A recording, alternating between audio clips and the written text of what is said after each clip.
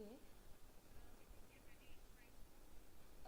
You can check your email box or spam box or calendar, and if that doesn't work, just send me hi on this WhatsApp number. I'll send you the YouTube link because we are going live on YouTube also. So just send an hi, and then later you can check where did you get the email. Yeah.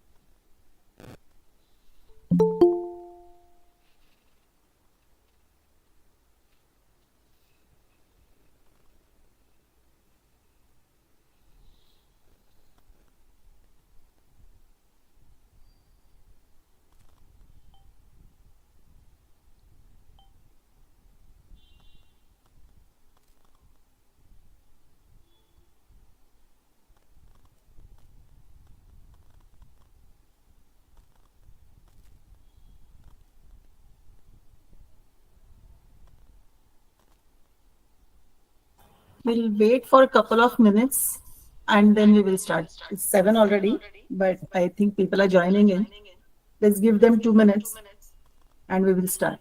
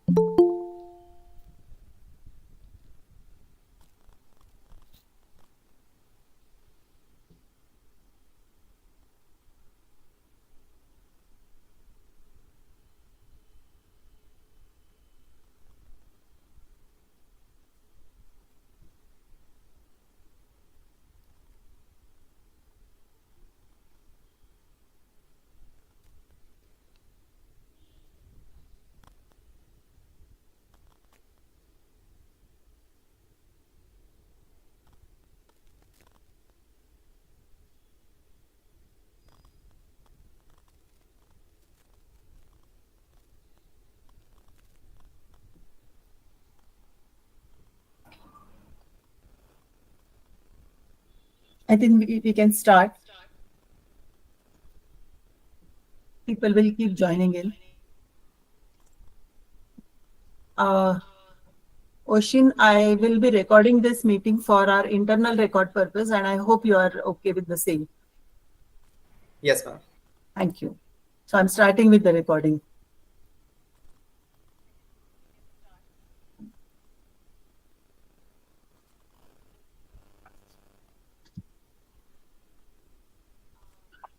So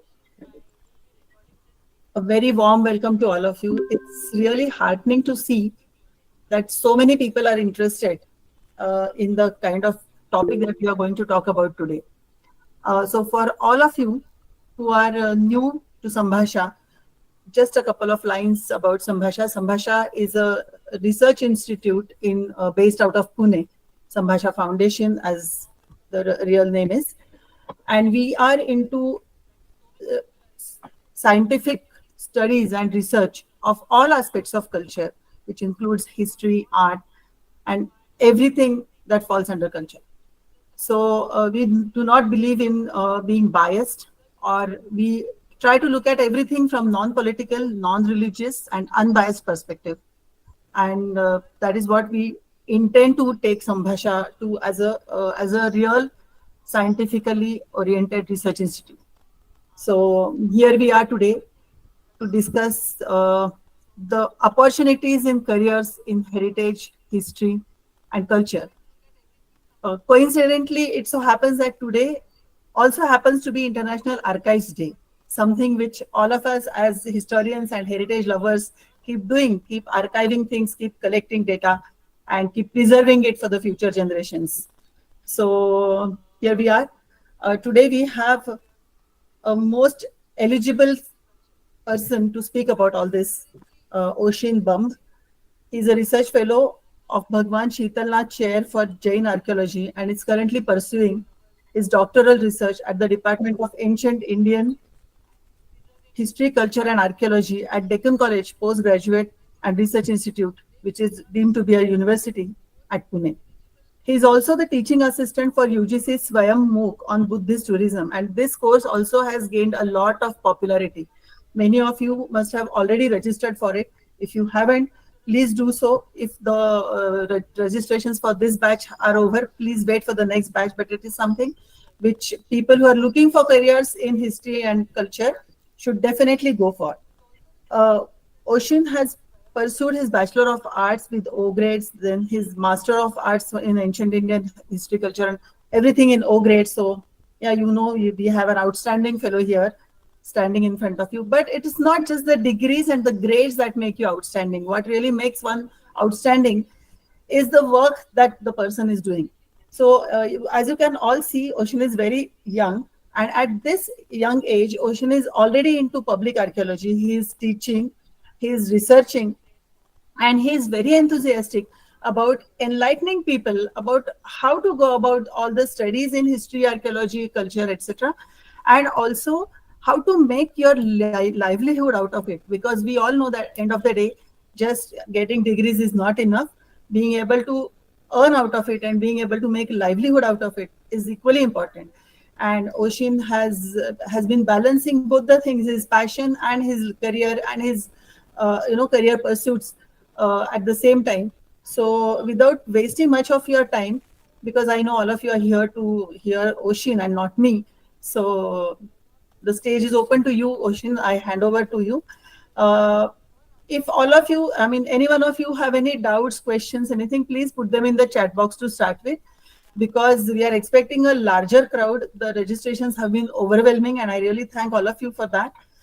So at the end of the session, we can take all the suggestions or questions or doubts, whatever you have, and Oshin will be very happy to share his thoughts on that. So over to you, Oshin. Thank you so much. Thank you so much, Chetna ma'am, for this wonderful introduction. And I also thank the participants for coming here. First of all, a huge round of applause for all of you for choosing this, because when we make a conscious choice, it means that our mind and action have been in collaboration with each other. And when you have chosen that instead of doing other things, you have decided to be serious about your careers and about following your passions, you have chosen this particular platform and have come here. So I thank all of you. I will be sharing my screen.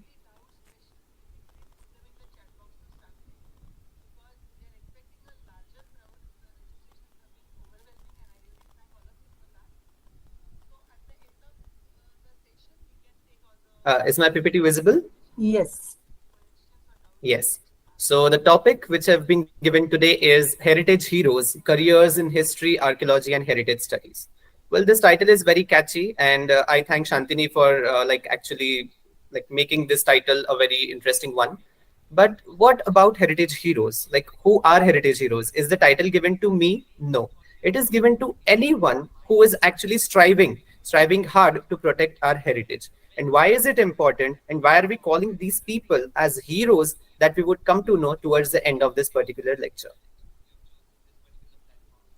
Now, before we begin and before we proceed further, I would like all of you to reflect upon something. Like, when we have this Greek civilization and we have all these philosophers, what they do first is they reflect upon things. So let's question and think first. In my bachelor's class, when I was studying sociology, our teacher, Dr. Sunita Pandigupta, she also asked us very important questions. Some of these questions made us uncomfortable. And then she said that the job of a real teacher, the job of a real sociologist, is to make people uncomfortable about their existence, and how to make life more comfortable and more harmonious through analyzing our problems and then having a particular solution for that. Now, before you ponder upon these questions, which I have written on the screen, I would like to tell you my story. Now, why am I telling my story, or why does someone tell their story? Like, you may have seen these political campaigns, and in these campaigns, people are also telling their stories, how they have struggled and how they have come all this way long. I don't say that I have come a way long, because I am just a very early career enthusiast and I am just in the beginning stage of my career. But why am I telling my story? Sometimes someone's story can be relatable to us, and then we can start thinking upon it, and then we can act accordingly. So once, when I was in 6th standard, I heard this word archaeology for the first time. It was there in the 6th standard history textbook of the state board. If someone is from the state board, they would know that the 6th standard textbook is on ancient India. Now, when we read this particular word archaeology, I was very curious as to what these people do.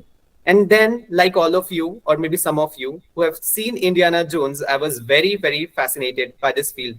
Okay, let's like it allows us to roam around the country, it allows us to do adventures, it allows us to do various things, which seem very fascinating and very interesting. In the sixth standard itself, our school took us to a particular like a trip. Like all of you have also been to these school trips where you all enjoy and do pranks and do all these mischiefs. While on this trip, I was on a site named as Muktagiri. It is on like the boundary between Maharashtra and Madhya Pradesh. It's in Amravati and Betul district's boundary. And that's a pilgrimage center of the Jain faith. Now, when I visited this particular site with all my school friends and my teachers, I saw that there are some images of the god who are being treated equally with like great respect, diya, dhoop, batti, chandan, kesar, and all of these things. But then at the same time, outside this particular temple, there were various images or idols, as you all very like you call them, of these Tirthankaras who were lying in dirt, who were lying as if they don't matter anymore. Now, then I decided and I pondered upon why pondering upon and questioning yourself is important is because of this. So, when I questioned that there are people who have faith and they take care of these images which are inside the shrine, but then who would take care of the images who are outside the shrine, who have got broken a little bit, but still carry a vast amount of knowledge, vast amount of like that data which is there from this particular period when it was actually commenced. Then I decided from the sixth standard history textbook archaeology word and then this particular school trip where I decided that I want to do my career in archaeology, in research and teaching, both the fields combined. So now I ask you this question. Like, let's question yourself and think, why is it important to choose careers? Like, what would happen if you don't choose your own career? Your mother and father are like mature enough to choose careers for you, or maybe your elder brothers and sisters, or maybe your relatives, they can choose careers for you. But would you be able to do this particular choice? Would you be able to commit to this particular choice till the end of your life? That's a question to be asked. And that's what a person should think before choosing any of the career opportunities. So, because you have chosen to come here for this session, I assume that all of you have chosen your careers by your own, and you're not here because someone else pressurized you to do this. And I have an hypothesis that nobody would force you to choose this career because this career choice is not a conventional career choice. So thanks again for choosing this career choice. Now, how would we know which career option is suitable for us? Because there are various children who are interested in a particular thing, but that interest may or may not become their career option. Sometimes there are psychologists and counselors. Some counselors we have in our schools. So the rich and privileged and elite schools have these psychologists and counselors in the school itself. But then there are other counselors who would help you to choose your own career. So they would have various tests and methods and theories through which they would ask you questions and they would realize what career or what field of study would be best suited for you. Now, if you have chosen a particular field and then you have this question, and people ask me this question, even when I am with my friends who are from different streams, they ask me, what if your chosen stream, it makes you feel uncomfortable and is no more interesting to you? For example, some offices have a very uncomfortable work routine, or maybe their like surrounding is not good. It's toxic, that toxic word, hashtag. And it no more interests us. Maybe we were very much interested in mathematics in our childhood, but when we came to 10th standard or maybe 11th standard, we realized that this is not very much useful. This is futile. I'm just giving an example. I'm not against mathematics. It's very much useful, and great respect to people who love mathematics. But then these types of questions may also occur. And then there would be like times when you would doubt your career choices. Now, what to do if you think that you're not doing well in the role which has been assigned to you as your career choice. So, for example, you make your career in a particular field. You become a content writer for a firm which works in the field of history and heritage management. And then you're not liking the position which you have been given. What next then? Would you be satisfied doing this? Or would you be happy doing this till the end of your life? That is a question to be asked. Another question, a very practical question actually, is what to do if we cannot afford a particular course which is important for delving further in a particular career. Now, this usually does not happen in case of humanities because the courses offered in the streams of humanities, they are very much, most of them are sponsored or aided by the government institutions or the state government. But even if they are offered by private institutions, they are not very expensive. So, but there are still some courses which can be expensive. Or maybe there's a particular course which is offered by a foreign university, and you definitely want to do that course, but then you don't have the monetary aid for doing that. Or maybe the financial condition of your family is not that well to do that they can have the privilege of sending you to a foreign country and then like affording that lifestyle there. So, what to do at such times? This is also a question to be asked. Then this basic question, why are we choosing this career at all? Now, I'm not just talking about history, archaeology, or art. This particular slide I've chosen because one should ponder upon these things before choosing any sort of a career. Even if these people who have come here today, they do not make a career or do not choose a career in history, archaeology, art, or heritage studies, I'm okay. But they should ask this question to themselves. Like, why are we choosing this career? Is it for earning money to have a Bugatti or maybe a Porsche car in front of your house, to have a bungalow, maybe a swimming pool, and maybe go on a yacht with friends? Do you want this particular lifestyle from a career? Then that can be a different motivating feature. But then there are people who are crazy, and by crazy, I mean literally crazy for a particular field or for a passion which they have chosen. And then these people, if they choose the career which actually fascinates them, then they would be very much different than the people who are doing a job for earning money enough so that they can actually enjoy this life. Like, just imagine a person, I'm not criticizing any particular field, but if a person from IT, he works from like 9 a.m. to 9 p.m., 12 hours, this particular job profile, they're all dancing on the hands of the clock. And what if they get these holidays on Saturdays and Sundays? They still have this particular lifestyle ki okay, Saturday Sunday bahar ghumne jana hai, and throughout the week you have to work. But this work which they are doing, they're not happy doing this work. So this last question is very important. Like, is this what we want to do till we exist no longer? कि जिंदगी एक बार मिलती है, जीने के 4 दिन. That song you have all heard and you have all like vibed on. But this thing you want to ask yourself, like, is this the career which you want to do till the end of your life? Like, for example, if I am given a choice, I can do teaching till the end of my life. I will give you an example. Our late President of India, Honorable Dr. APJ Abdul Kalam, his death was on a stage where he was delivering a lecture.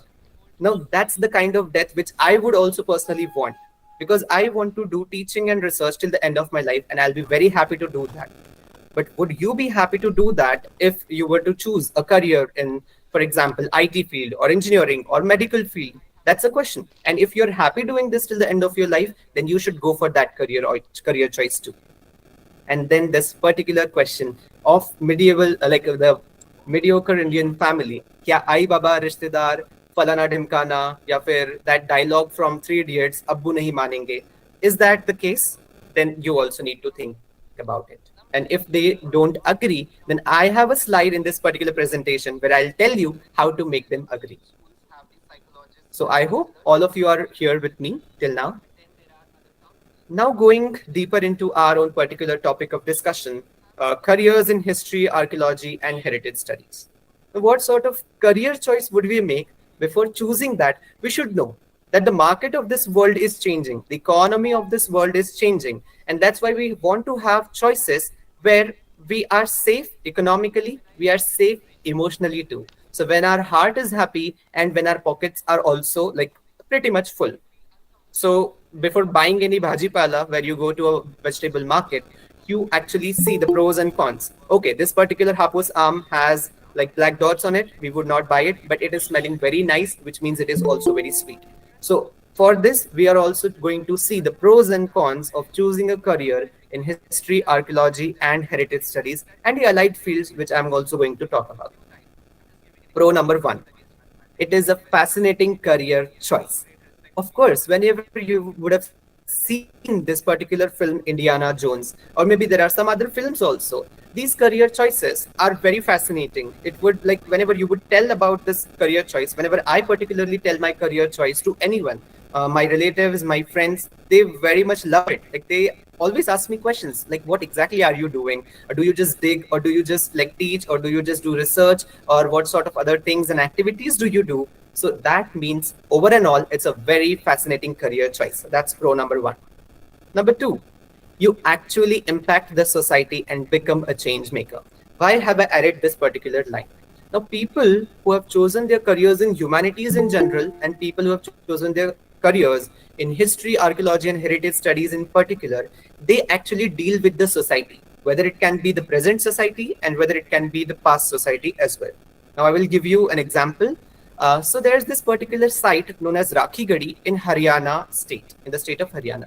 So Professor Vasant Shinde, who was the then Vice Chancellor of Deccan College, where I am doing my doctoral research, he actually had a project, and the project is still going on.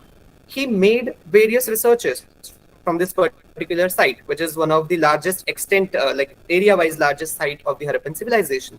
He made a model tourism project at this particular site.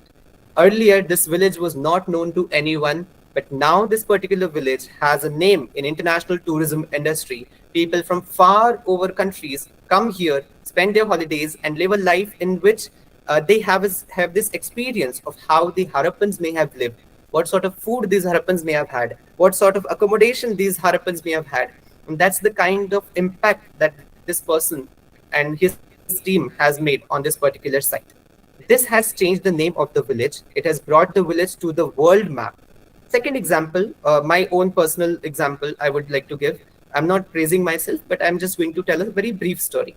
So there's this particular site known as Khairwada in Wardha district, and I belong to the region of Vidarbha. So that Khairwada, when the bus from my particular hometown, RV, it used to start and commence for Khairwada, people used to comment that Bhikarwadachi bus lagli, which means there's a particular village which is like Bhikari, or a village of the beggars, and this bus is going to that particular village. But then when I did my research, I also tried to approach all the media, the public figures, the local leadership, then the administrative figures, and then through team efforts, this particular site is like now on the way of being declared as an ASI protected monument.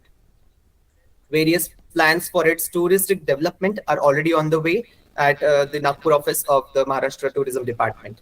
So now this particular change has made this village come on the map of the district, of the state, and now people are actually traveling to that particular site, and they're actually visiting this particular site and asking people that earlier what we have commented, that's not true. Your village actually has a heritage that goes back at least 2,500 years ago. So that's how people who are choosing careers in history, archaeology, and heritage are making an impact. Now, when tourism develops in that particular village, people would buy snacks, people would buy things, people would like want to have accommodation in that particular place. So the prices of their farmlands have gone high. The kind of services which were needed, they are also like getting employed. Many of the youth who were earlier facing problems finding jobs, they are now looking for jobs in this particular industry as tourist guides. So that's how you can impact the society. And like people who are earning money, they impact themselves. They want to make their mothers and fathers proud. They want to make their family proud. They want to earn enough money, but they do not impact the society. And people who impact the society are the people who are actually remembered. You would not remember a professional person who earned maybe 2-3 lakh rupees per month if he has not impacted the society. But if someone impacts the society, that person is remembered in the hearts and memories of millions. So you have this particular pro when you choose this career. The third pro is that you can earn your roti and fill your heart with pleasure. Now, why have I written roti and not pizza is very much visible that this particular career choice in the initial years may be difficult, may be challenging, and that's why you may not be able to like earn that much which you are expecting from this particular field. But that also is like exceptions can be there. People who have exceptional skills, exceptional talent, exceptional creativity, and integrity, they can also make good money through this particular field. But at the same time, your heart would be very much happy with this choice.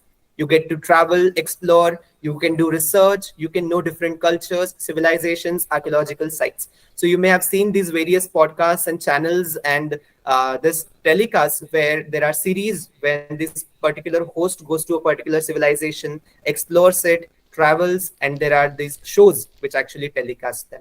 So you would actually be able to do these things which you may have just dreamt of doing in your childhood.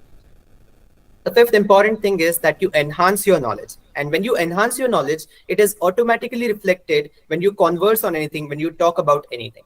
Your opinion on history will always be taken more valid than any person making career in other fields. And usually what do we discuss? Do we discuss कि अरे ये website नहीं चल रही थी, अरे ये product कम बिक रहा है? We don't discuss these things. We discuss history, politics, society, and religion when we are with our friends, when we are with family, and that's what we are doing actually in our field. Then you also get to write in newspapers, editorials, columns, journals, magazines, and also maybe get a chance to be interviewed or record a podcast. So I recently got a chance to record a podcast, and that podcast is already live on a channel known as Kai Challe. It's in Marathi for the commoners. And now, why am I telling you this? Is because many of the people, many of the parents also have this wish कि काश हमारा बच्चा TV पे आ जाए, काश हमारा बच्चा newspapers में आ जाए. That wish also can be fulfilled through this. There's a friend of mine, Dr. Yogesh Prabhudesai. He writes columns in a newspaper known as Sakar, and he tries to spread awareness about this particular fields of heritage, temple architecture, art, iconography, and like various such fields. So you can also do these things. You can also write for people, and then you can also get your name published. Now, your contribution in the field stays in the memories of people. And by that, I mean when your name gets printed on a particular journal, a particular newspaper, or maybe a research article gets published, your name is immortalized in this particular format. Then you can also proudly flaunt your unique choice of this career in front of everyone. You can say that you did not choose जैसे घोड़ा चलता है ना in one way. So people are choosing engineering, doctor, lawyer, or maybe CA. You're not doing that particular choice. You're making a unique career choice, and that you can flaunt in front of everyone. And lastly, you will be very happy that you have a share in protecting our country's history, heritage, and culture. But then when there are pros, there are 9 pros which I have listed. There are 4 cons. So of course, palada kiska bhari hai? Pros ka. So you should definitely go for this field. But the cons also you need to take into mind so that you're prepared for your further struggle. So you may need to struggle in initial years for establishing yourself. Because like people who have done engineering, for example, they can do BE or BTech in engineering, and they can definitely get jobs. But if you do BA in history, you're not going to get a job as a historian. You need to delve further into the field of research. You need to earn more degrees, more skills, more talent. You need to read a lot. You need to struggle. So basically, you need to struggle. You may feel sometimes that your friends are earning more than you. And I also feel the same many a times that my friends are earning more than me. But then when I see that I am actually making a difference in some way or the other, and I am also happy, very much happy with what I'm doing, because when I'm working 12 hours and the friend is working 12 hours, I'm still having the energy because I'm happy because I've chosen the choice which actually fascinated me, which was my passion. But then the other friend who is doing it just for money, he's not having that energy after coming home. So that's the difference. Now, there's this urgency in your mind that you need to get settled, and that can make you a little anxious and doubtful about the choice if you make this choice in this particular career field. And one has to study and work a lot in hard and smart ways to achieve something in this particular field. Now, people who have come here, I would like to address that who should actually choose a career in history, archaeology, and heritage studies. The first type of people who should choose a career in this are crazy people, very crazy people.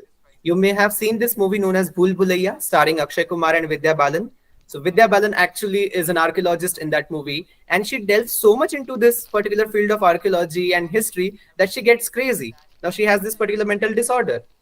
And that's the kind of people who should choose this career in archaeology, heritage, and history. And why is it so? Because it needs immense perseverance and passion to be successful in this particular field. People who are actually passionate for history, art, heritage, and archaeology in general should go for this particular field. People who are patient. And I am not patient, but then I'm ready to learn with patience. So that sort of people can also go for this field. Because when you're excavating a particular site, or when you're writing a particular research article, For writing one particular line, I need to look into 10 to 20 different books to see if what I'm writing is correct or not, because that can make a huge difference in the society. And when we are excavating a site, we cannot excavate 1 meter in particular 1 hour. We have to go centimeter by centimeter, millimeter by millimeter to see if things are changing in that particular stratigraphy. Then people who are interested to preserve and protect the heritages and they want to disseminate information about them. People who are interested in research and teaching, they can also go for this particular field. And people who genuinely love to explore, travel, and by travel I don't mean traveling by AC third tier or second tier or first tier or maybe by like luxurious cars. By travel I mean literally travel by foot or maybe on two-wheelers or maybe by public transport or maybe by autos and other things also, and they're ready for adventures and risks. For example, once I was visiting this cave site of Junnar and I saw fresh pug marks of a leopard. And then that was a risk whether I should go into that particular cave and see if the cave is interesting and what sort of knowledge it carries. But I took that risk and I was very happy that this particular cave had paintings on the ceilings. So I was very happy to see that the risk was worth it. So dar ke aage jeet hai kind of a situation I had that time. People who are creative and are ready to give this field a try, they can also go for this field. And people who are interested to know more and more and more. So people who are interested to know more, they should definitely go for this particular career choice. Now, let's take out 1 minute and I want all of you to write down all the words in the chat box which come to your mind when you hear the words history, archaeology, and heritage. This will help me to understand what sort of things you all people think and have assumed about this particular career choice. So I want others to please write down all the words which come to your mind when you hear these words: career, then history, heritage, archaeology. Quick response, please. Like you can just type in chat box any word which comes to your mind. Yes. Thank you, Manasvi. She says portal, timeline, life, culture. Yes. Very well. Umakant Jayashankar ji is saying research, book, authorship. Very well. PT Satya is saying history is learning about our past to have better future. Wonderful. Others? So this has particularly given us a timeline of what people usually think about history, art, heritage, culture. Yes, Rashi is very creative in saying that unexplored and relevant. Satya is saying archaeology is the material evidence for history. Yes, true. Sujata ji is saying both history and archaeology preserve culture and civilization. Bhavishya ki seekh ke liye. Yes, very good. Tracing our fingerprints to our origins. Wonderfully said. You can try your career in content writing and maybe script writing for movies which are based on historical themes. Manasvi ji. Chetan is saying Bhimbetka site ki khoj. Yes, wonderful. So this particular site of Bhimbetka was also discovered because of curiosity. When B.S. Wakankar sir was actually traveling by train and he thought that there's something which is hidden inside these particular mountains. He jumped off the train and he actually, after few days, after exploring and after actually talking with people, he discovered this site known as Bhimbetka, which is now a UNESCO World Heritage Monument. So thank you for your comments. Ananya is saying civilizations, individuality, detectives who solve the crime called past. Wonderful. Harleen is saying uncovering the treasure of the past. Yes, exactly. So getting back, is my PPT still visible? Yes. Yes. So through this, I have got to know what people think about history, and all of you very well have this idea of what history, archaeology, and heritage studies are. But still, I would just tell you in brief. So history is a particular time bracket. It does not cover everything. It covers the time period from when written sources are available, but it also can take into account the oral sources as well. So some things which are known to us traditionally that can also form a part of history. So maybe a time period of 3,000 years can be covered in India's context. In archaeology, we actually take into consideration the cultural material sources. So whatever is available to us from the human past, only human past. So yes, we do not deal with dinosaurs in archaeology. That is dealt with in paleontology. Archaeology deals with the time period when humans actually started to exist. So from hominids to being Homo sapiens sapiens, that journey till today can be traced through archaeology in the form of material sources. For example, I got a coin, I can trace that through archaeology. Then what about heritage studies? Was such stream existing, or how has it come to existence, and why is it so important now? So UNESCO has signed a particular convention in 1972, which has made it compulsory, and it envisages that there should be efforts to encourage identification, protection, and preservation of cultural and natural heritage around the world, considered to be of outstanding value to humanity. So UNESCO understands that this particular field of study is of outstanding value to humanity, and that's why this particular field of research, known as heritage studies, was given much impetus throughout the world, especially in third world countries where it actually impacts our economy. So if you don't know, tourism impacts 6% share in GDP as per 2022 records. So it's a huge amount of money which is coming to our country through tourism, and that is also one of the things which I'm going to talk about. Now, there are studies on tangible and intangible heritages using multidisciplinary methods in the heritage studies. So things which are visible to us, things which we can touch, we can actually feel, they are tangible, they exist in physical world. But then there are intangible things, for example, a particular dance form, a particular art form, a particular music, a particular instrument, a particular rangoli, or maybe Warli painting. These are the things which are intangible, but these exist in the form of art which has been passed down from generation to generation. And that also comes under heritage studies. So it's a very vast field, and it's a field which uses multidisciplinary methods. So it's not like you need to go to sciences to do particular heritage studies or arts to do particular heritage studies. You can enter into this field of study through any of the graduation can be possible for that. But then you can do specializations in this particular heritage studies, and I'm going to talk about that too. Now is the main question. ठीक है, हमें समझ में आ गया कि history, archaeology and heritage are very interesting. They are very fascinating fields, and we would be very happy and everything. But only happiness is not enough. We need to have our stomach full. So when a particular person came to the Buddha, the person was very hungry, and Buddha asked his disciples to not give him any discourse, not give him any teachings apart from food, because sometimes food is very important. Once your tummy is full, you can then think about the society and impacting the world also. So what are the career opportunities in this field? And that's the thing which you have come here for. So there are government jobs.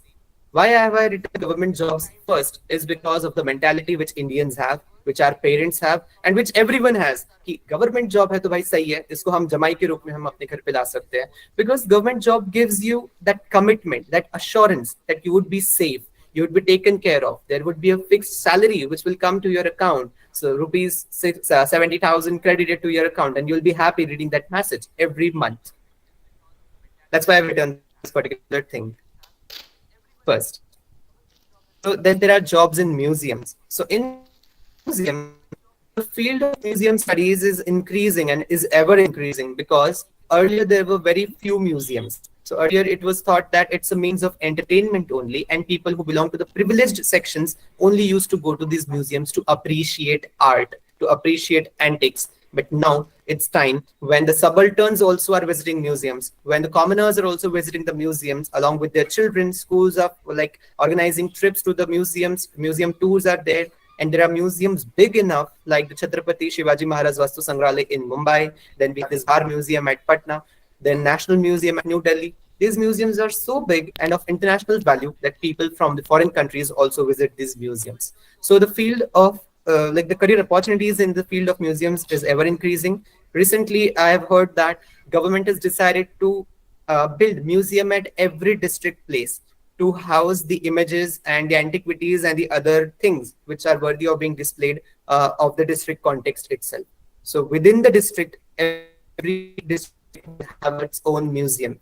Now, when there's a museum, we have a curator, we have an assistant curator, we have people who give the guided tours, and there are various other job opportunities which would also come along when there is a museum in a particular field.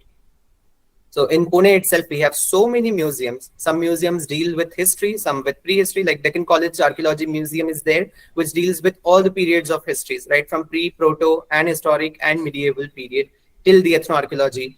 So that is present times. But then there are museums like Raja Dinkar Kirkar Museum, then we have Mahatma Phule Museum. So dealing with particular themes also, which means this stream is a very promising stream, and the government museums will pay you very good salary. Then there are archives. So as Chaitanya has said, that it's an International Archival Day. And this field is also very interesting, is because till like very recently we had all these documents in the form of papers, in the form of books, in the forms of journals, in the forms of newspapers. Everything was printed physically, and for protection, conservation, preservation, upkeep, and collection and documentation of these things, archives were built, so that we can actually refer to this data when and like jab bhi needed ho, when we can go to this particular archives department, archives office, and then we can have this data retrieved for our specific purposes. So that is also a very interesting field. So many posts do keep coming for this particular archival department. So India has a very good archival network. So not just in the places of importance like Mumbai, Pune, but there are archives, there are personal archives also, which are located at cosmopolitan cities. And then there's this job giver known as Archaeological Survey of India. This is the permanent job giver for people who are doing their careers in archaeology. But for doing this career in archaeology with Archaeological Survey of India, you need to crack the Staff Selection Commission examination, the UPSC examination. So that's kind of difficult, but then you would get a permanent job. You can get jobs as assistant archaeologist, then superintending archaeologist, and by promotions, you can move to higher positions where you can actually make a difference in the whole department itself. Then there is Anthropological Survey of India. So why I've included anthropology in this particular is because in the foreign countries, people don't call archaeology as archaeology, but they study archaeology as a part of anthropological studies.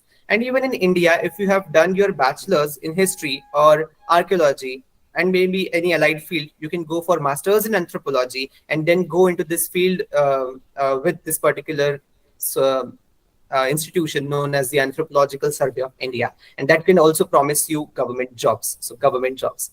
And then there are state archaeology departments. So each and every state has a state archaeology department, archaeology and museums department, and they also have various openings. Many a times, these openings are filled through the public service commissions. So for example, Maharashtra has MPSC, and various positions are filled through this particular thing. There are various colleges and universities which have the Department of History. So most of the colleges have this Department of History, and some of the universities also have this Department of Archaeology, like our Deccan College, and there are various other colleges which also I'm going to talk about.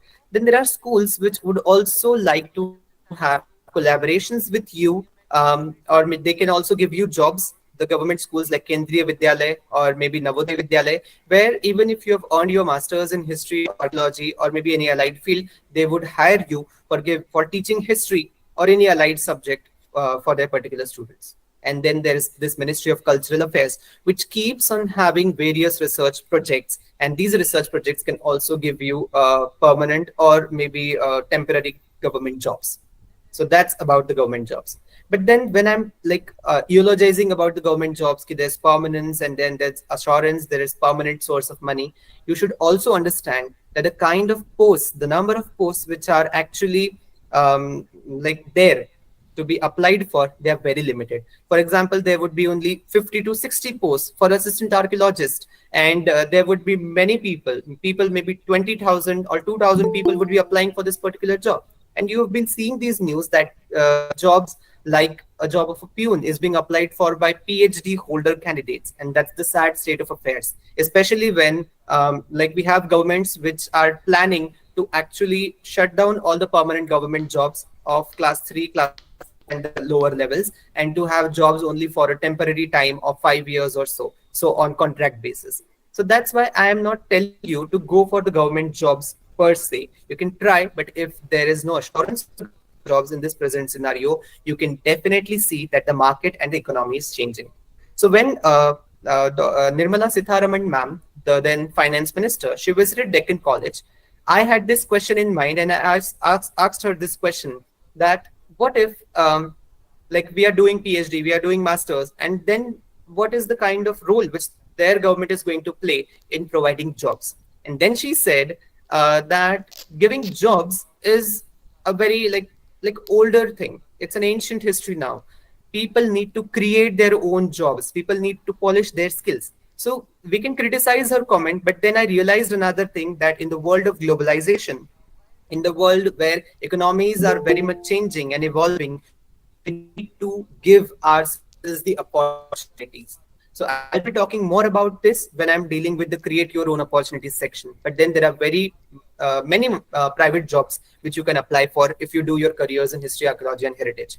So there are various research projects. So just yesterday, I think the research positions for a research assistant have been like the call for applications has commenced for a particular Sanskrit project. There are similar various projects going on throughout the country. There are projects by, for example, there's this project by Patanjali, sponsored by Patanjali, and they're hiring more than 50 research assistants and research scientists from the field of history and archaeology for a particular project where they are documenting the histories of the whole world countries. Then I would ask you to do your careers in collaboration with the creativity which you may have. So, for example, films, documentaries, media, etc. Now, how to do careers in this and how is it related to history and archaeology and heritage? So, you may have seen that movies which are commenced on the themes of history or maybe something. You may have these movies known as Jodha Akbar, Bajirao Mastani, Padmavat, and there are so many movies which are still coming. There are so many serials. For example, we had this serial known as Chanakya on Doordarshan, Chandragupta Maurya, and there are many serials, Ashoka. These serials, do you think they know how these people would have dressed up? Do you think that these people actually know what sort of currency was in circulation, what sort of hairdos these people do, what sort of ornaments do these people wear? No, they hire people from the field of history, archaeology, and heritage to understand this particular theme. So this is also a very good career choice, a very creative career choice, but this needs skills and creativity combined with your knowledge of this particular field. Then there are private museums. So you may have heard about this museum known as Zapurza, which is near Khadakwasla. So these are kinds of private museums. This museum, Zapurza, is handled by PNG Jewelers. So you can see that instead of government museums, now there's a very high rise in the number of private museums. Many private museums have come up in the cities and even in towns. There are people who have private collections, and then these people who have these private collections of antiquities or of coins, they need people from our field to take care of their collections, to maybe do proper documentation and these things. Now, this thing about private jobs is that you may not have a permanency, but then you can do freelancing where you can do multiple projects at the same time. And I also think that that's a very good choice, because doing a particular monotonous job can be very much boring. Doing just like 10 to 5, 10 to 5 job can be boring, but then you can have these freelancing projects. And many of my friends are doing that, and they're doing it very much successfully. So you can have your share in private museums, and you can make a career in these private jobs also. There are private educational institutions who can call you for delivering a particular lecture. Like we have this Ambasha Foundation, which is called me for delivering a lecture. There can be various other educational institutions and organizations and foundations which can call you for a lecture, or maybe for a course, or maybe for any other thing. So that is also a good career choice. There are private research institutions as well, which specialize in a particular theme. So maybe someone will specialize in Jainism or Buddhism or prehistory or something like that. Then there are heritage conservation or heritage management companies. These are very promising careers. So recently, there's a team known as Varaha, which visited Deccan College recently, and they were documenting some antiquities related to maritime history for a museum that is going to come up at Lothal. Now, what this team does, they have their specialization in heritage conservation and documentation. So they were doing 3D documentation. Now they need different skills than the skills which an archaeologist would have, but then that is also a very good career choice. They are earning good, they are doing interesting things, they're traveling to cities, they are like looking at all these antiquities, documenting it, and earning a good amount of money. So mind you, Deepika Padukone in one of her movies has also played this role of heritage conservator. So she is hanging, and then Saif Ali Khan comes and then talks to her. So that is also a good career choice, an interesting career choice indeed, to have your careers in heritage conservation. Then we have tourism and travel companies. So you have this MakeMyTrip.com, you have this Veena World, you have Kesari, you have this a particular heritage industry in Delhi also. So they have this hop off and hop on.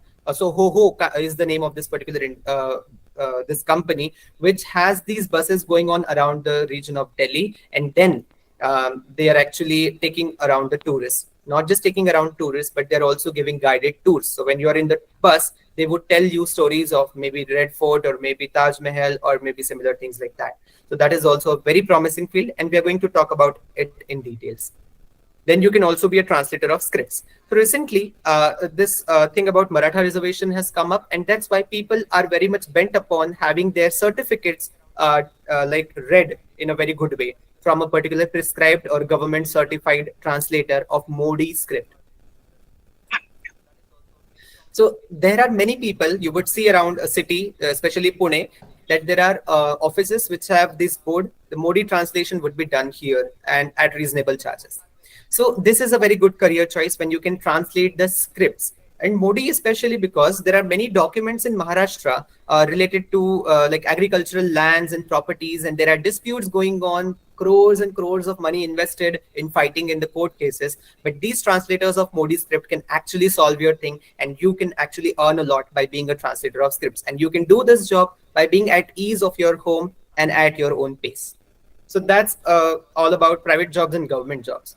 But when I've said that the opportunities are changing, and when we go back to the critique made by Nirmala Sitharaman ma'am, we realize that we can be our own opportunity creator. We can be entrepreneurs in our own ways. And how can we do that? Now, there's this field of heritage and cultural tourism. So you can develop your own tourism company. And I'm going to talk about it in details in the next slides.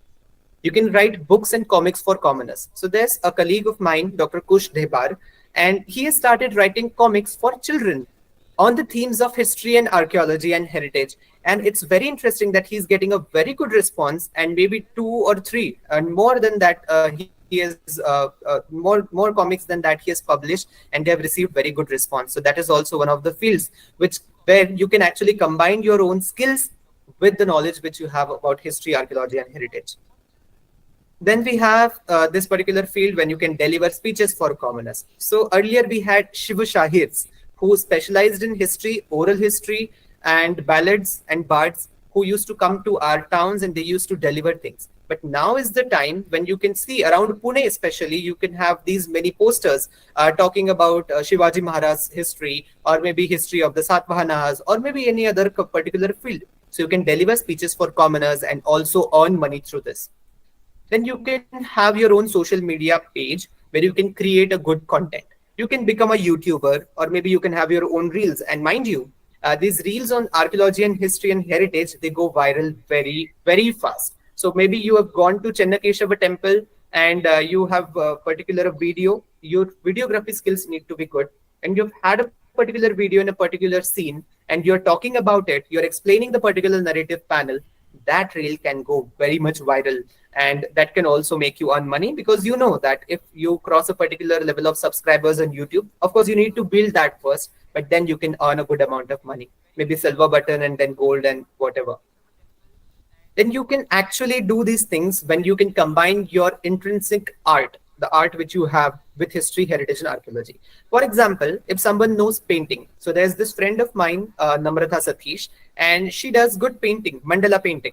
Now what she does is she paints sculptures and images and especially temple architecture through her particular style of painting, and then she can also sell it. So there's another friend of mine, Shri Hari Tote, and he also does the same. He makes animated and computer based paintings of these particular historical figures. So recently he had this particular temples and Jain monks and nuns and the other Shiva and Parvati and other Hindu gods and deities painted in computer applications, and he is earning a good amount of money through this particular career choice. Then clay modeling. So if you have gone to a particular tourist site, you always have this habit of buying souvenirs. Now, where do you think this Buddha heads which have come, or maybe this particular, like I have this particular thing. So when I visited this particular Bihar Museum at Patna for a conference, they gave us these souvenirs. Now, how were these souvenirs made? They were made based on people who had interest in history, heritage, and archaeology, who had knowledge of how this particular boy looks like, and then they made this particular model. And this is earning a good money. So this was for 500 rupees, but they, of course, they gave it for free because we attended the conference. But then these things are also a good career option. Then costume designing. So there are various fashion shows. People who have this interest in fashion designing, they can combine their knowledge of costumes. For example, Satvahana theme. And then in Satvahana period, you have a particular kind of turban, you have this particular kind of the jewelry, which is very heavy, and a particular kind of this particular headdress, hairdo, so that you can do. And that is also a good career choice. Also, you can combine this with the films and documentaries thing, which I've already told you. So they also need this knowledge and guidance on how these costumes are designed. Then there is props designing. You can design props for maybe theater. So if the theater is having a theme based on history or heritage and archaeology, you can design props for them, because they actually don't have any idea of how to do it and how these things look. But you, being proficient in history, archaeology, and heritage, you can do that. Then there are decorative objects. So whenever you go to a particular shop, you think of having a gift article for your friend's birthday or something, you choose images of Ganapati or Buddha, or maybe a laughing Buddha, or maybe things like that. Now, how are these decorative objects made? If you combine the theme of history or archaeology and heritage with this particular thing, with your art of modeling things or maybe making decorative objects. So there's a professor, he used to teach at Deccan College, Dr. Shrikant Pradhan. He makes paintings with the help of actual gold and actual silver. Now, these things are sold at very high rates, and that also is a very good career choice, I think so. And there's pottery. So a very good amount of pottery is found from archaeological sites, and that pottery is very, very beautiful. So maybe black on red ware, and then there are motifs on these pottery, and then you can make replicas of the same.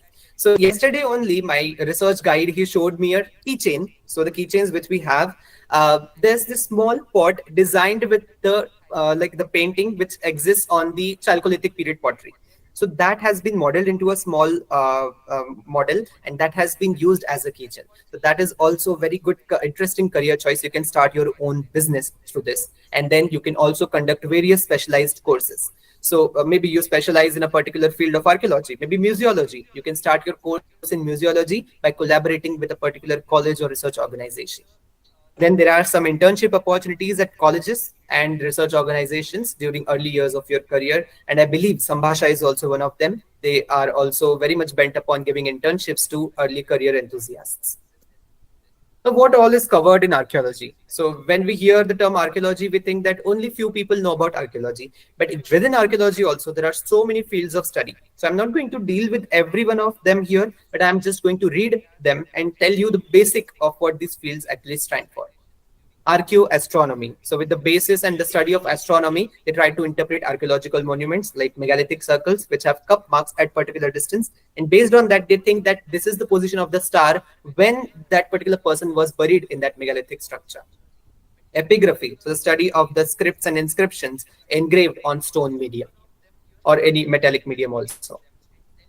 Then we have geoarchaeology, where we combine the knowledge of geology, geography, and archaeology to study the stratigraphy and to give context to the particular antiquity that has been found in excavation. Landscape archaeology. Numismatics is the study of coins. So all of you may have had this habit of collecting coins in your childhood, but then to make it your career, it's a very promising career, because numismatic also has a market of its own. So to determine which coin is fake, which coin should cost how much bid should be there for this particular coin. So there are coins which can actually cost up to lakhs and lakhs of rupees, and that value is to be determined by a numismatic scholar only. So you can make a career in that. Maritime archaeology. So archaeology which is dealing with the structures and the antiquities which are actually under the water. So that is maritime archaeology. Museum studies, it's a very promising field, and I have talked enough about that. Paleosteology. So when you deal with the bones of the human beings which have been found, or maybe animals also which have been found, and you do study about them and you determine things about them. But that's a very scientific archaeological field. You need specialized knowledge for that. Paleopathology, what sort of medical health of that particular person may have existed. Iconography, that is Murti Shastra, study of the icons, images, sculptures. Art architecture, ethnoarchaeology, archaeogeography, archaeozoology, archaeobotany. So what do you think? These movies like Jurassic Park were made. They were made by consulting paleontologists and archaeozoologists, so that there's a precision in how to depict these dinosaurs. So these are the various fields Then there's field of conservation, which is very much high in demand right now. So we have these various monuments, temples, which forts, which are in need of conservation, and people are hiring. Government agencies are hiring private bodies, private research organizations, private conservation companies to protect these monuments. And you can also make a very good career, very good money, and interestingly, you will be happy doing this particular job, knowing that you preserved and conserved a monument for the future generation. Public archaeology. Now there are people like me who like delivering lectures, who like talking to people. So what we can do is we can go to schools and colleges and maybe some meetings and some councils or some meetups where we can deliver whatever we know about archaeology and history, and that can also make us earn money. Of course, not money as much as the people who would make in a particular fixed job, but this is also one of the like the side income if you want. So it talking very much in monetary value, because people nowadays think about money, and you would also need to answer your parents of what sort of money you are going to earn. So these are the various choices which you can choose for archaeology. Then there is archaeology of religions, and this field of study is very much high in demand, especially in India, because Indians are very much intrinsically religious people. So if you go to a temple with a particular group of your friends, or maybe with your family, and maybe with your relatives, and then you explain them of what a temple is, what a temple stands for, what iconography is, what types of attributes are in the hands of this particular person, or what sort of importance this particular religious site. So for example, if you go to say Rajgir is a very famous Buddhist pilgrimage site, famous Jain pilgrimage site, and also pilgrimage site for the Hindus. If you go there and explain to your like a group of people, you can also earn money through that. That's a very interesting career choice, because religion is something which can make or mar politics in India, which can make or mar a particular person's career in India. And that's why this also has a very good importance. People are very much attached to religions. So you can have your specialized courses where you deliver knowledge, deliver speeches about religion, about iconography of a particular religion, about the architecture of a particular temple or of a style of a temple. There you can also make your career. And through tourism also you can make your career. Tourism in the religious sense, like pilgrimage, giving a group of people a guided tour of the pilgrimage center. Then there is medieval archaeology, prehistoric archaeology, historic archaeology, industrial archaeology. Very interesting that when in colonial period there were these mills and textiles and various factories which have shut down now, but to know how they have functioned, industrial archaeology is one of the promising fields also. Then there is environmental archaeology, experimental archaeology. So there is this organization named as Sharma Center for Heritage Studies, and that's based in South India somewhere, and led by eminent archaeologist Dr. Shanti Pappu ma'am.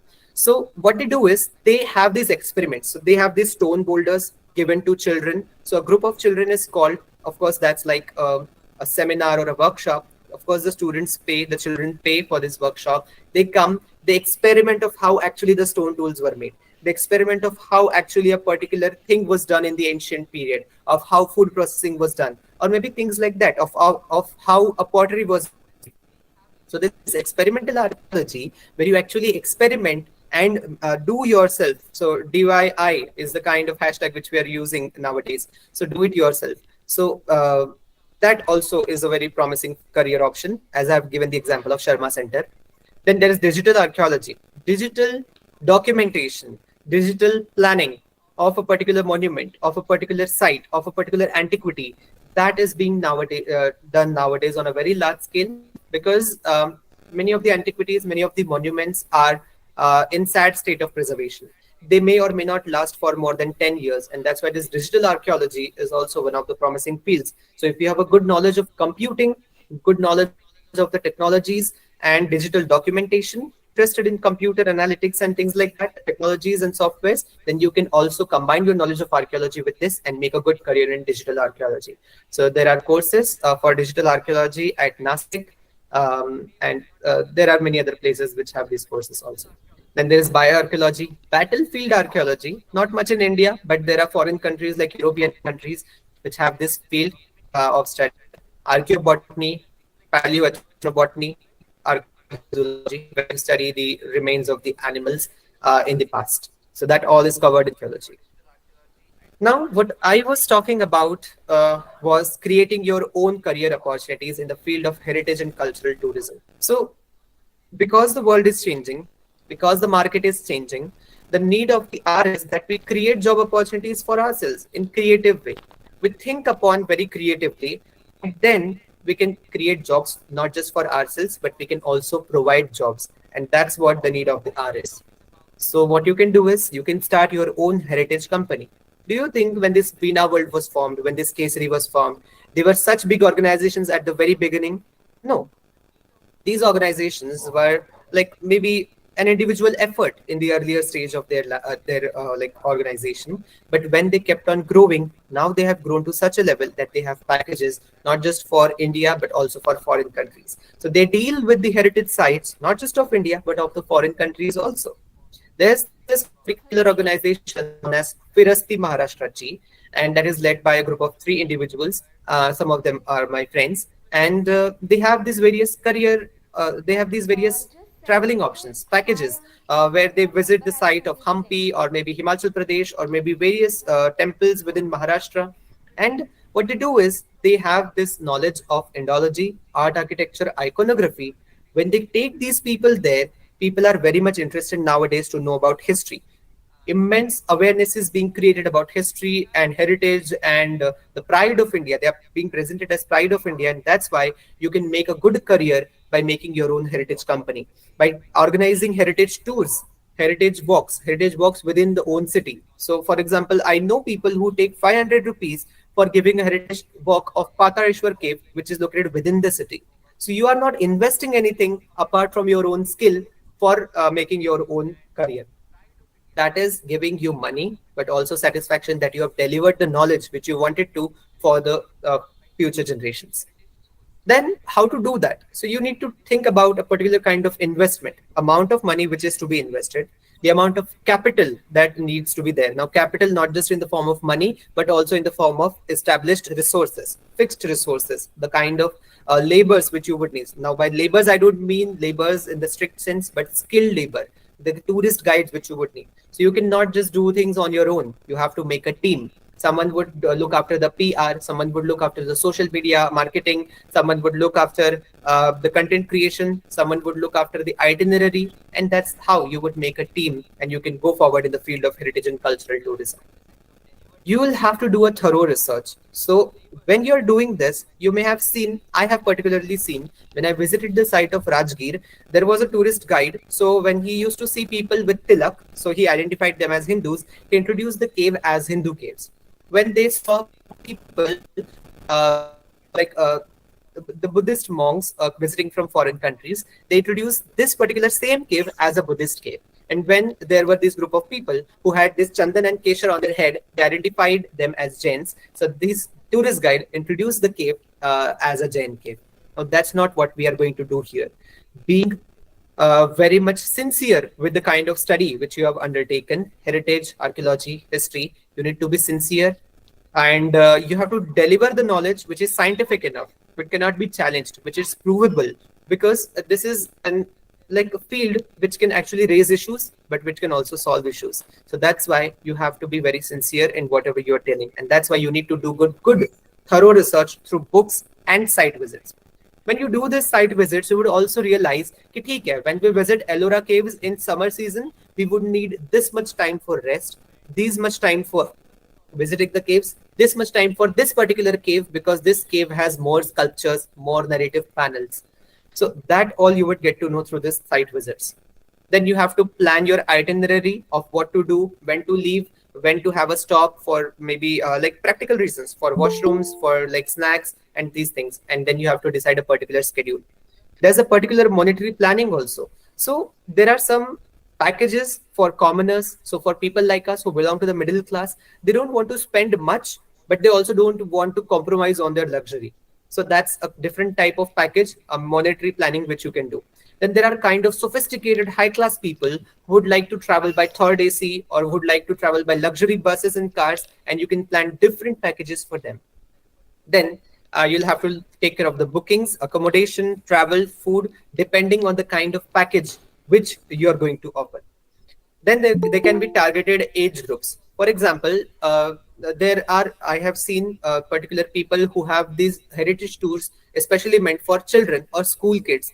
For Ellora Caves, they will charge maybe 5,000 or 10,000 rupees, and people are actually giving good response to these people, which means that people in this world where everything is pressurizing, everything is making you anxious, people are having psychological disorders, people are having depression and things like that, people are investing into tourism. People want to get their mind fresh and also want to get knowledge about what they are and what their culture is. And that's why people are ready to invest. It's just up to you what sort of services you are providing. So targeted age groups, targeted financial groups, there can be a group of people who are elderly who want to visit a particular site, Narsobachiwadi, or maybe the temple of Jezuri, or maybe Pandharpur temple. These temples can also be explained in their historical context by people like you who deal in heritage history and cultural tourism, and that can also bring in a large amount of money. But this needs risk taking capability. You need to be creative. Your publicity should be good enough, marketing should be good enough, and public outreach. But more than that, what you need is the soft skill. You need to develop your soft skills. You need to be proficient in languages. So there can be a group of people who are coming from China. They are ready to give you maybe a package of 2 lakh rupees just for giving a heritage tour of the Buddhist caves. So you need to specialize in their language. You need to know Mandarin or whatever language they are convenient with, and then you can have a good opportunity of earning money within a very short span of time. And these opportunities also do come up. You just have to be visible in the market and economy. Now, how to actually pursue these careers in these fields? So the traditional way is of doing 10th, 12th, then bachelor's in history, archaeology, anthropology, geology, arts, humanities, museology, or any other allied subjects, and then doing masters in the same fields of study. Then you'll have to also do NET or SET if you want to enter into the field of teaching or research. Then you'll have to do PhD, and after PhD there is postdoctoral research. Now you would think कि इतना करते करते तो हम बूढ़े हो जाएंगे, शादी कब होगी, settle कब होंगे, and things like that. But side by side this can happen. I am also right now, my age is 26 running, and I am in my second year of PhD. So I'll complete my PhD around 28 something, and that's fine enough to actually settle your career in a traditional way. But then there are people who are creative enough, or maybe people who have already started their career in a different field, but they also want to learn about history, archaeology, heritage, and also make a sideline business from these things. What these people can do? These people can do certificate courses, diploma courses, postgraduate diploma courses, special training sessions, seminars, workshops in the specific field of their interest. For example, if they're interested in Buddhist studies or Jain studies, they can choose institutions which offer certificate and diploma courses in this particular field of study. What you can also do is what I have personally done. So when I was in my 10th standard, I used to text people. I used to search people on Facebook. Facebook was a very famous medium back then. And now is Instagram and LinkedIn are also there. You can actually search these keywords, archaeology, historians, and then there are people who are available on Facebook and Instagram. And then you can get in touch with these people. What happens is when you get in touch with these people can actually guide you through the realities of their careers. They can also get you in touch with some research organizations, some colleges, some faculties, some researchers who are doing good in their careers. And then what else you can do is you can also email them and get information from them. You can also, in your early career years, you can do you can actually visit all the known and unknown places in your hometown and district. So kaisa hota hai na, many a times you know a lot about the sites which are in the outer states, or maybe you know about Venice and Rome and Italy, but you don't know about your own district, maybe Pune. So you should have this habit of visiting every important monument, every monument which is known to the memories of people, every temple, and that's how you can have a very good basic knowledge of history, archaeology, and heritage. And it will not only help you enrich your knowledge, but will also help you develop a tourist circuit in your own district of your own. And that is also very much possible if you invest enough energy, enough knowledge and skills. And then you can keep on visiting archaeological offices, departments, museums, and archives to see how these things work in your early career years. But despite your previous career choices, if you have done your bachelor's in architecture or engineering or medical field, you can still make a career in the field of history, heritage, and archaeology. many of my classmates were not bachelors in history, but they had their bachelors in various different fields, because jab jage tabhi savera. So you can still do your masters in the fields which I've mentioned above. You can take a screenshot of this and then proceed further. Now, I have told you what degrees you need to take, but from where would you take these degrees? So this is a very important slide where I have mentioned all the major departments and colleges and universities which offer specialized courses in history. So history is such a thing which is found all over the world. In India, almost all the colleges, not just the colleges located in the cities and cosmopolitan areas, but also in rural areas, all the colleges have their courses of bachelor's and master's level, and also postgraduate level and PhD level departments of history exist at these colleges. Some of the colleges, for example, Jawaharlal Nehru University, JNU, it has specific periodizations in history, ancient history, medieval history, modern history, subaltern histories. So the specific MA degrees in these histories are also available. So you can do that also. So that is up to you, which college and university you need to choose, because the list may go on and on. Then for archaeology, you have the first name which appears to the mind when we talk about archaeology is Deccan College. So you can do your master's in archaeology from Deccan College. Pandit Deen Dayal Upadhyay Institute of Archaeology, Greater Noida. Maharaja Sayajirao Gaikwad University, Baroda. Banaras Hindu University, Varanasi. Kerala University, Cotton University, which is in Assam. St. Xavier's, Mumbai. University of Calcutta. Punyashlok Ahilya Devi Holkar, Solapur University, Solapur. Babasaheb Ambedkar University, Chhatrapati Sambhajinagar, earlier Aurangabad. Amarkantak University, Dr. Hari Singh Gaur University, Sagar, Madhya Pradesh. Rashtrasant Tukhadoji Maharaj Nagpur University, Nagpur. Mahatma Gandhi Mission University, Chhatrapati Sambhajinagar, earlier Aurangabad. Vishwa Bharati Shanti Niketan, it's in Bengal. Utkal University, Bhubaneswar. Allahabad University, National Museum Institute of History of Art, Conservation and Museology, New Delhi. Central University of Karnataka, and the list goes on. So there are various colleges throughout the country. So wherever you're located, you can make your career choices. You can do your master's or bachelor's and PhD in archaeology from these many institutes which I've mentioned. Then, as I've mentioned, that museology is a very promising field, and the various courses in museology are also being offered. So some institutes which offer the courses in museology are as follows. Chhatrapati Shivaji Maharaj Vastu Sangrahalaya, Mumbai. This course is very famous, and many people throughout the country register for this course in museology. Then Deccan College also offers course in museology. That's an online course. So if you are not located in Pune, you can still go for this course. Punyashlok Ahilya Devi Holkar Solapur University also offers this course. Mahatma Gandhi Mission University, Chhatrapati Sambhajinagar. National Museum Institute of History of Art, Conservation and Museology, New Delhi, is the premier institution where master's courses in museology are offered, and certificate and diploma courses are also offered. If you're interested in heritage conservation, which is a very interesting field, it has a good demand in today's market. So you can also do your courses in heritage conservation from Wildlife Institute of India, Dehradun, Deccan College, Pune. Intact Heritage Academy, it offers online courses. NPTEL, that is a government official institution which offers courses, online courses related to the field of heritage and heritage conservation. Center for Heritage Conservation at CEPT University, Ahmedabad also has courses, a certificate and diploma courses, and master's courses as well. This is at Ahmedabad University, also has this course on heritage conservation, and Dr. Babasaheb Ramji Ambedkar University, Delhi, also has courses on heritage conservation. Apart from these institutes and premier research organizations which I've mentioned, there are many foreign countries which offer generalized and specialized courses in archaeology, anthropology, history, heritage studies, museum studies, and so on. So many times what happens is Marathi has this proverb known as Jite pikte, tite vikat nahi, which means if you are educated from India, some of the people may not give you that value. But if you are privileged enough, if you can travel to foreign universities, if you have that aid or scholarship, you have got scholarship, then you can go to a foreign university for getting generalized and specialized courses in these many fields. And some of the universities also offer 100% scholarship as well. So you can avail these facilities because they are very much concerned about spreading of this knowledge in the third world countries like India. Nowadays, there's a huge rise in the demand for Buddhist tourism because there are many Southeast Asian countries which have Buddhism as their practicing religion. people in large numbers come to India because India is the land where Buddhism was actually born. And that's why there are so many sites, hundreds and thousands of Buddhist sites in India.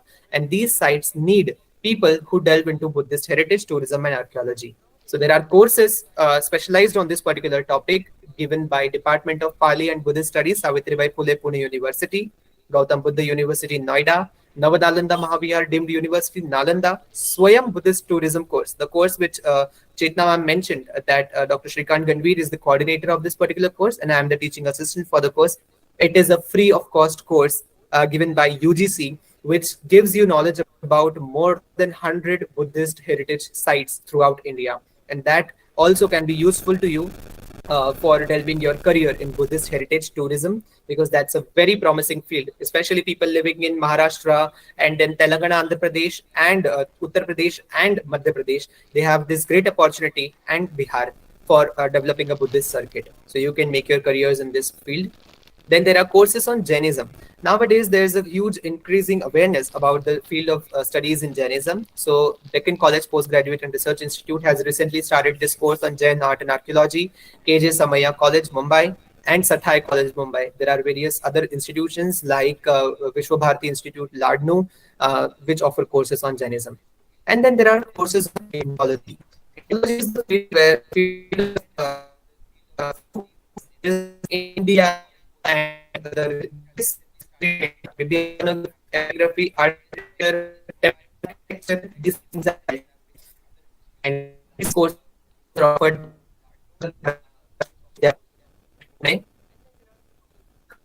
research institute. There are people offer these courses. If you have to convince your parents, that's a very important question. How to do that? So, because you yourself are not going to sponsor, kindly unmute. Yes, thank you. So, what you can do is you can do a proper planning and maybe step needed. You cannot just science, archaeology. You have to do and you have to socialize your parents. Do this. Do a career mapping. So when you're sure that this is the career path which I have to follow, 12, BA, MA, PhD, then you'll be very sure of convincing your parents. You have to prepare yourself first and then communicate things clearly. You have to take maybe one of your parents or elders, maybe your bhaiya or didi, in confidence first. Okay, I'm very sure about this career choice. Please help me to convince mom or dad. Then you can prove them your determination and willingness to pursue this career. Then you can show them probably movies like 3 Idiots, ki abba main kam kamaunga but khush rahunga. That dialogue by Farhan in 3 Idiots that you can show. Then there is this movie known as Tamasha, where he makes a different career choice in a corporate sector, but he's not happy. But when he becomes a storyteller, he's happy. So these are the things which you can do. Also take full responsibility for your career choice. Once you have made a career choice, you need to be responsible for your own decisions. You can also show them the institute. You can bring them to probably, if you want your career in archaeology, you can show them Deccan College, how things work here. Then they would be very much convinced.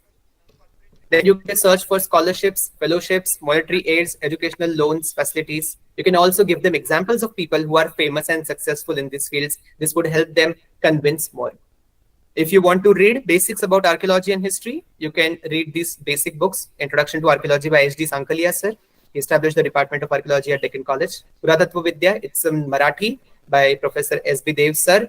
And then NCRT books and Ancient India by R.S. Sharma. So I would like to thank Chetna Gosavi ma'am, Shantini Didi, Team Sambhasha for this opportunity, and my research guide, and all the other people who have always supported me in my endeavors. I wish all of you that one day you all would become what you only dreamt of. जो तारे ज़मीन पर लाने हैं, that you would very well do in practical world also. So this particular picture, always have this in mind, that if you are slow and steady, but if you are still determined, you are going to succeed surely. So have this story of this tortoise and hare in mind whenever you are making your career choice in history, archaeology, and heritage. So with best wishes, thank you. I guess that's my time. Thank you so much, Oshin. I must say it was very well structured and very well researched talk, and I'm sure many of you would have got inspired from this talk. definitely like to pursue your careers in archaeology, history, heritage studies, and culture. Incidentally, Sambhasha also is into conducting small lecture series or courses which deal with all these subjects. So, whenever possible, do take advantage of these courses as well. Now, having said that, the forum is now open for questions and answers. If there are any, I think there were a couple of them in the chat box. So, Oshin, you could just go over them. Madam एक question मेरे तरफ से है. Just a minute. Wait. I mean, there was somebody who has already asked a question in the chat box, so we will take that question first, and then we will come to you, Mr. Traffic Sevak, right? So, Manasvi wants to ask. Manasvi, you could unmute yourself if you're here and ask your question. All right, thank you. First of all, thank you so much for the session. It was really helpful. And I wanted to ask Oshin sir that can I pursue bachelor's in history and then master's in archaeology and then teach history as a professor? Because my parents have told me that archaeology is very limited to certain colleges, so job opportunities will also be limited. So you can study archaeology, but you can teach history. So your opportunities will be more wider. Yes, so that's a very interesting question. Even I used to like think about this. So you can definitely do your master's in archaeology, bachelor's in history, and teach history and archaeology, both these things.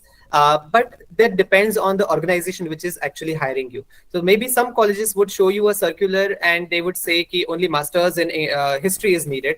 But some colleges would also hire you even if you have done your master's.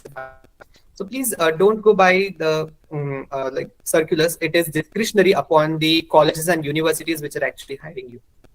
But you need to clear net and set in both the subjects if you are like going to teach this particular subject. Oh, all right. So I should definitely go and pursue masters in archaeology. Yes, you can do that. And I think archaeology has more options, as I've told you that the creative fields of studies, all over which I've mentioned, they are more in archaeology than history. All right, and then I can do diplomas and courses in iconography and like fashion history and so on. Yes, definitely. All right, thank you so much. Yes, Mr. Traffic Sevak, you could unmute yourself and ask your question. Oshan ji नमस्कार. मेरा बच्चा है, BSc कर रहा है वो अभी, तो उसे आर्कियोलॉजी में आने की इच्छा है. तो ओशन जी जैसे अभी आपने बताया कि 10th करना है, 12th करना है, ग्रेजुएशन करना है, तो ओशन सर जैसे आपने यानी ग्रेजुएशन के बाद में आपने मास्टर्स एक किया कि 2 बार मास्टर्स किया, यानी एमए हिस्ट्री भी आपका है क्या, ऐसा कुछ? नहीं, मैंने मास्टर्स आर्कियोलॉजी में किया है. बट अगर आपका बच्चा बीएससी भी कर रहा है तो जैसे कि मैंने बताया कि बैचलर्स आप किसी भी सब्जेक्ट में कर सकते हैं. इनफैक्ट उसको हेल्प होगा अगर उसका बीएससी बायोलॉजी में है या जूलॉजी में है. This will help him in archaeology because archaeology also has many options for scientific fields of study. So he can definitely do masters in archaeology after BSc. जैसे भी आपने एक और अभी आपकी एक मैंने ओशन सर ये देखिए स्लाइड देखिए, आपने कहा है कि एंटरप्रेन्योरशिप भी कर सकते हैं. तो सपोज जैसे इसमें एंटरप्रेन्योरशिप मतलब क्या कर सकते हैं बीएससी के बाद, या मेरे बच्चे से कुछ आगे प्लान करवाना है कि हाँ एंटरप्रेन्योरशिप कर सकते हैं, आपने बताया उसमें कैसे आगे बढ़ सकते हैं? Entrepreneurship is a very generalised term. उसका मतलब ये था कि आप अपना खुद का हेरिटेज कंपनी खोल सकते हैं, आपका टूरिज्म का कोई कंपनी हो सकता है, आपका कोई रिसर्च ऑर्गेनाइजेशन हो सकता है, या फिर जो अलग अलग मैंने चीजें बताई कि ड्राइंग, पेंटिंग, मॉडलिंग, या फिर इन सब चीजों को भी आप कंबाइन कर सकते हैं आपके करियर ऑप्शन के साथ में. सो इसको आप कंबाइन कर सकते हैं और फिर अपना खुद का कंपनी फाइंड कर सकते हैं. But that needs skills, risk taking capability end of course support from parents like you. But इसमें एएसआई परमिशन देती है क्या? एएसआई का परमिशन लेना पड़ता ना, जैसे कि हाँ कोई भी मॉन्यूमेंट लेना है ऐसा कुछ? नहीं, आपको मतलब अगर आप टूरिस्ट कंपनी खोलते हैं तो उसको आपको रजिस्टर करना होगा. कंपनी को आप रजिस्टर करेंगे, बट मतलब आपको किसी को हेरिटेज टूर देने के लिए परमिशन की जरूरत नहीं है. That you are doing without harming the monument, right? Only on UNESCO protected monuments you would need this particular permission. Okay. Sir अगला सवाल एक मेरा ये भी है कि जैसे कि आपने बताया कि मास्टर्स के बाद आपने जेआरएफ भी किया है, नेट जेआरएफ भी किया है ना आपने, या नेट जेआरएफ या नेट हुआ आपका? सेट और नेट हुआ है मेरा, जेआरएफ नहीं. तो जैसे कि उसको फ्यूचर में आर्कियोलॉजी के बाद जैसे आपके अंडर में सॉरी मतलब जैसे आप जैसा उसको पीएचडी करना है तो उसे फेलोशिप के लिए अप्लाई करना पड़ेगा कि ये जेआरएफ मिल जाती है या ऐसा कुछ मास्टर्स के बाद में? यस सो कैसा होता है, हमें सिर्फ जो गवर्नमेंट प्रोवाइड करती है वो चीजें पता होती है। इंडिया में ये मेंटालिटी बदलना जरूरी है कि there are various other organisations की जो फेलोशिप्स देती है। फॉर एग्जांपल जो मुझे फेलोशिप मिलता है that is I also am a research fellow at Bhagwan Shitalnath chair for Jain archaeology. So इस तरीके की बहुत सारी अलग अलग फेलोशिप। ये जो ये संस्था कितना आपको पे करती है, ये जो संस्था कितना आपको मंथली पे करती है? I think that's a very personal question, but of course, enough to satisfy myself and to do my research. It's more than enough actually. So they provide a very good amount of money. I'm sorry to interrupt, but can we, because there are many people who have questions. So if we give the opportunity to others also, otherwise, I mean, I understand that career choices is a very, very sensitive topic for parents, but बस एक last जैसे कि ocean sir, अगर मान लीजिए आपके पास में ये फेलोशिप नहीं होती, जेआरएफ भी नहीं होता, तो फिर आप क्या चूज करते? लास्ट क्वेश्चन बस। जेआरएफ भी ना होती और ये फेलोशिप भी ना होती तो फिर आप क्या चूज करते? See, as per current government rules and UGC policies, आपको अगर असिस्टेंट प्रोफेसर बनना है तो बस मास्टर्स और नेट ही जरूरी है, PhD जरूरी नहीं है. So you can do part-time teaching, you can work in part-time projects, maybe you can work as a research assistant for any other project, you can take your own tuitions. So there are things, आप खुद के ऊपर है कि आप किस तरीके से खुद को establish करते हैं, अपनी skills को use करते हैं. जैसे मैं इसके पहले जब fellowship मिलने की थी, I was a visiting faculty at Ferguson College and also at Department of Pali and Buddhist Studies, Savitribai Phule, Pune University. So these are the things which you can do. Okay, there is next question. What are career opportunities other than teaching? I think we have already discussed this in length. I mean, your entire lecture was all about this. So, yeah, we can move on to the next. We have a question on YouTube. Yes. Yeah. Please. So, Rajeshri is asking if you could please discuss where to study anthropology. Yes, so there are various departments of anthropology at various university levels. Our Pune University also has a department of anthropology, and if the person is working individual, they can also do masters in anthropology from IGNU, that is Indira Gandhi National Open University. So there are various career options, various institutions which offer masters in anthropology. Okay. Then I'm already completed my master's degree in Southeast Asian Studies from Calcutta University. Now I want to move in this field. How can I do it? Oshin. Yes, so if you've done your master's in Southeast Asian Studies, you need to think about a specific field of study which you want to delve into further if you are into teaching and research. And if you want to work into particular projects, you can apply for them. There are some government organizations which would need your expertise, or maybe there are some research institutes which would need your expertise. But you can also focus on your particular skill. As I've told you, tourism is one of the very promising fields, and I keep talking about this again and again about tourism. So maybe probably you can develop a career in that too. Right. Maitreyi, you can unmute yourself and ask your question. Maitreyi Sinha. Good evening, sir. I'm Maitreyi Sinha, and I have done my bachelor's in archaeology from MSU University, and I am going to do my master's soon enough. And regarding that, I had a question because at MSU, when you do master's in archaeology, you don't really have to take a specialization in the field. But if I were to do master's in Deccan College, at the end they tell you to either go for iconography or numismatics and fields like that. So what is better? If I were to continue in MSU, I would not have any specialization, and would that mean I will have more career opportunities that way, and I will not be limited in my field? Yes, so that's up to you whether you want to be a general physician or a specialized MD surgeon, because when you have a general knowledge, even in Deccan College in the first year, all the subjects are taught to you at a generalized level. It's in the second year that you choose your specialization. So once you are specialized into a particular thing, people can actually focus on their career choices. Maybe they can as I told you, there are so many career options in the specific fields of study, not generalized fields of study. So I would suggest that you can definitely go for Deccan College because it provides specialization and it will promise you more career opportunities. Of course, a degree is MA only. So as per government rules, both the things would be equivalent. But for your career opportunities and the other options which I talked about, this degree at Deccan College would help you more. Thank you, sir. I'm sure there will be many more questions. We are running out of time. There is one particular thing which is not directly about career. I have kept it aside for some time. But I do want you to delve on this for a minute. How do you keep yourself motivated when you are doing research? Everything has its own challenges. So, yeah, definitely. It's very, very relevant to all of us. Yes, very much relevant. So in when I was studying in 4th or 5th standard, I had this Marathi lesson, and where there's a small minister who goes and sees a trunk daily. And then the people ask them, what are you seeing in that trunk daily? And then that person tells that I am seeing what I started with.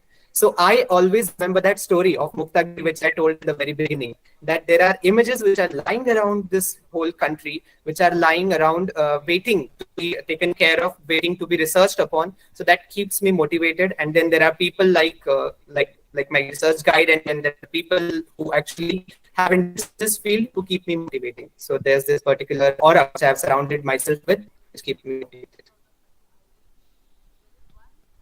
Thank you so much, Oshin. I think it's time to, because the topic itself is such that the questions will be unending, and maybe, we will have to do one more session or do something about this, because I see a lot of need. In fact, people are wanting to know more about it, and let's see how best we can cater to their needs. If you have any questions, anything, you can write to us, or you can also put it in the feedback form which we have given, and we will try to come back to you with the answers as much as possible, because it's not possible to answer all the questions in the live session. Thank you so much, Oshin. It was really an enlightening and engaging lecture, I must say. There were a few things which I thought were very important when you talked about, and things like, maintaining the integrity.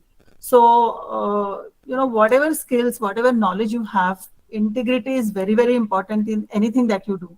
And that is something which ultimately takes you to your goal, because all other things could be, short term. It's very easy to fool people, but it's very difficult. I mean, you are fooling yourself, and keeping that integrity, keeping that sanctity, keeping that authenticity is something which is very important, especially in the field of history and heritage that we are dealing with. So I think that was a very, very important takeaway from today's session, apart from, of course, all the important informative things that you have given. So thank you so much for that. Thanks to all of you. Thank you, Ganvir sir, for always being with us and helping us organize such enlightening and engaging activities. We also have a very senior museologist, Ms. Nandan Shastri, with us. And Shastriji, we are very happy that this is the second consecutive session that you are with us. And we look forward to having you in our sessions and to get guidance from you for many more things. Having said that, thanks to all of you once again. And let's keep in touch. We have posted a feedback form in the message links, in the chat box. Please take a couple of minutes to fill up the form and come back to us so that we know what more can we do for you. And Oshin also gets to know what more can he do for all of us. Thank you so much. Keep in touch. Please do follow us on our social media, YouTube, subscribe to our channel, and follow us on our social media so that you will get to know about whatever we are doing for our future endeavors. Thank you so much.